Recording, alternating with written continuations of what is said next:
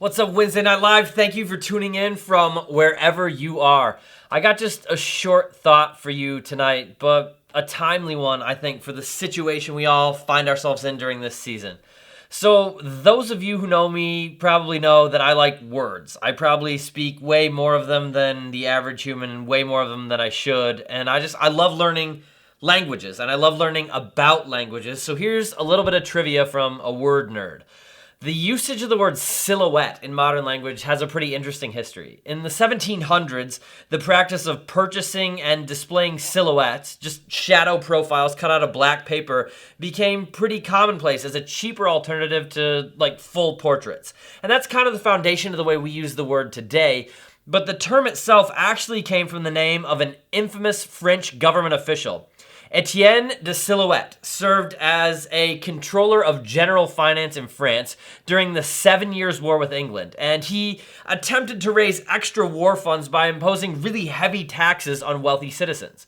And the people who were on the receiving end of all those high taxes complained bitterly about Silhouette and about this situation, and they began using the term silhouette to talk about the fact that their wealth was being reduced to nothing more than a shadow of what it used to be. Just a silhouette.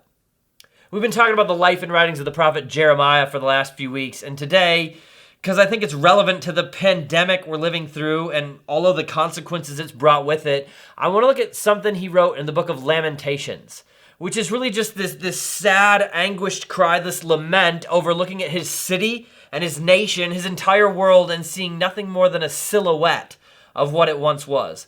Israel was shattered. They had turned their backs on God and lost his protection and had been utterly destroyed.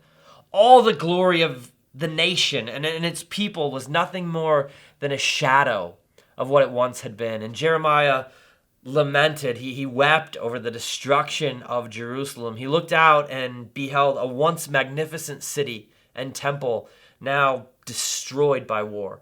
And in Lamentations chapter 1, verse 12, he cried out, "Is it nothing to you? All you who pass by, look around and see. Is any suffering like my suffering that was inflicted on me, that the Lord brought on me in the day of his fierce anger?" Just the sorrow and the pain caused by the brokenness and frustration of his current situation were more than Jeremiah could bear. His heart was truly broken. But the awesome thing about Lamentations and Jeremiah is that Jeremiah's heart didn't remain broken because he knew God was in control. He knew God was sovereign over all things, and he trusted God had a great purpose in all the suffering the nation of Israel was undergoing. And he eventually came to this place in Lamentations where he wrote, "I have hope. Because of the Lord's great love, we are not consumed. For his compassions never fail. They are new every morning. Great is your faithfulness. I say to myself, the Lord is my portion, therefore I wait for him." Look, there are times in life when sorrow and brokenness and pain and suffering make us feel like our lives are a silhouette of what they once were, or of what we'd like them to be, just a dark shadow that doesn't accurately reflect all of our hopes and our dreams and our aspirations. And maybe you're in a place like that right now. I look around us at a world in chaos and realize so many of us are, but I want to speak life and I want to speak encouragement to you right now. Take heart.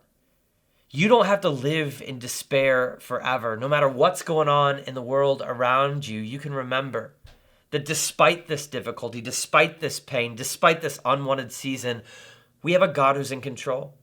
And he's not a God who abandons us to our brokenness. He's the God who makes all things new. And just like Jeremiah reminded us, his mercies are new every single morning. God's light overcomes the shadows of our broken world, and we can have hope in that every single moment of every single imperfect